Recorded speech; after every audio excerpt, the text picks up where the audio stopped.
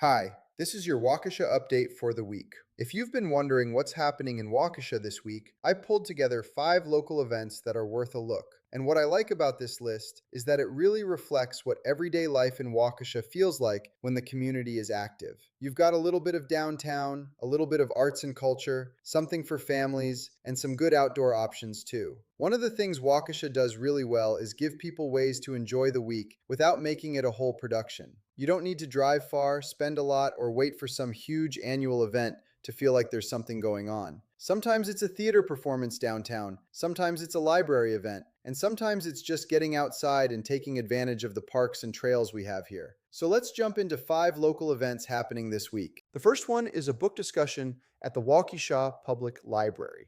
The downtown Waukesha calendar lists a discussion of nature's best hope on May 20th. And this is the kind of event that can easily fly under the radar, even though it's exactly the sort of thing that makes a community feel connected and interesting.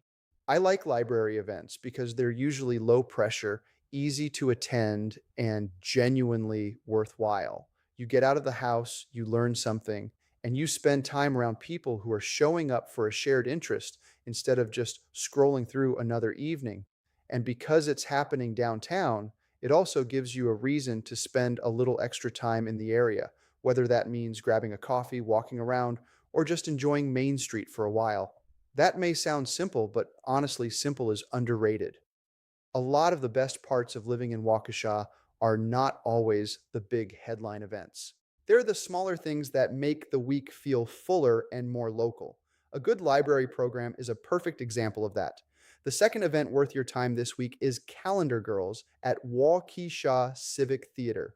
Downtown Waukesha's event listings show performances this week at the theater on West Main Street. And this is a great option if you've been wanting a real night out without overthinking it. There's something about local theater that gives a downtown energy in a very different way. It brings people in for a reason. It creates a little momentum. You have people arriving before the show, walking the block, maybe stopping somewhere to eat, and then staying in the area after.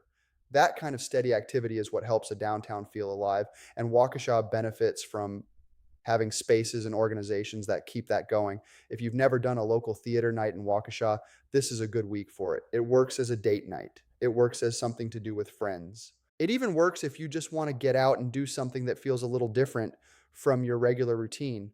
And I think that matters because a lot of us say we want to enjoy more of what's around us locally, but we don't always act on it. Events like this make it easy to actually do that. The third event is especially good for families. Waukesha County Parks has an outdoor classroom for kids program this week, and the May 20th session focuses on nature exploration. According to the county listing, kids get a chance to explore an old growth forest, spring flowers, and animal habitats.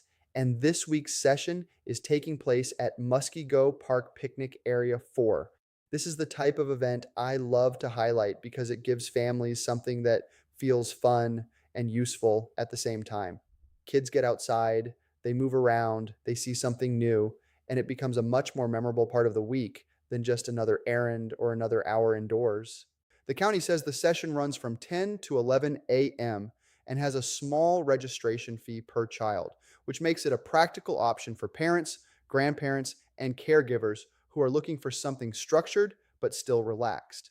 And really, this is one of the things that makes Waukesha County appealing. It's not just that there are parks. A lot of places have parks.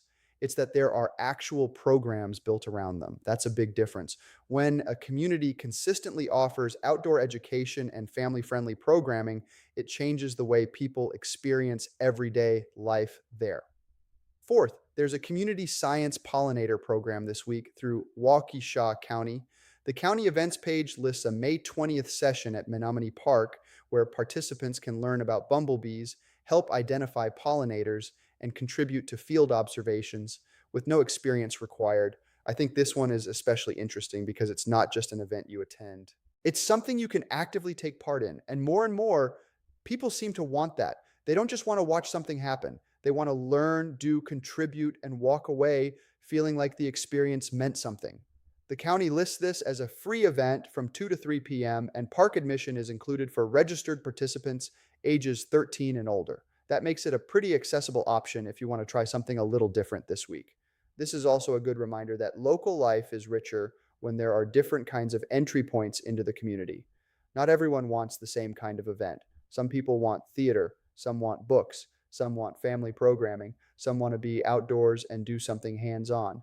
A strong local calendar makes room for all of that, and this pollinator event is a great example. The fifth event is the Morning Bird Hike at Retzer Nature Center on Friday. Waukesha County's listing says these hikes happen from 7 to 9 a.m. and are led with the Benjamin F. Goss Bird Club, and the event is open to the public for ages 8 and older. Honestly, this may be the most underrated event on the whole list, not because it's the biggest event, but because it gives people something many of us need more of and don't always schedule for ourselves: a calm start to the day, time outdoors, a slower pace, a reason to notice where you live instead of rushing past it. The county also notes that Waukesha County has more than 300 bird species and over 70 eBird hotspots, which makes this more than just a casual walk. It's a reminder that the natural resources in this area are stronger and more interesting than many people realize. And the nice thing is, you don't have to be an expert to enjoy it. You do not need to be a serious birder. You do not need to know what every call sounds like. You can just show up, walk, observe, and enjoy the experience. There's a lot to be said for local events that invite people in without making them feel like they need special knowledge or equipment. I'll also mention one more item for people who want something a little bigger. Visit Waukesha S event listings show Jurassic Journey at the Waukesha County Expo Center this week. So if you're looking for a more attraction style outing, especially for families, that may be worth checking out too. But even beyond any single event, what I think this week really shows is how much Waukesha benefits from variety. In one week, you can have a library discussion, live theater downtown, a kids' nature program, a community science event, and a morning hike at Retzer. That's a pretty good snapshot of a community that offers more than just a place to live. It offers things to do, places to connect, and reasons to enjoy being local. So, if you've been asking what's happening in Waukesha this week, here are 5 good places to start: the Waukesha Public Library book discussion, Calendar Girls at Waukesha Civic Theater, outdoor classroom for kids, the Community Science Pollinator event, and the Morning Bird hike at Retzer Nature Center. That's your Waukesha update for the week.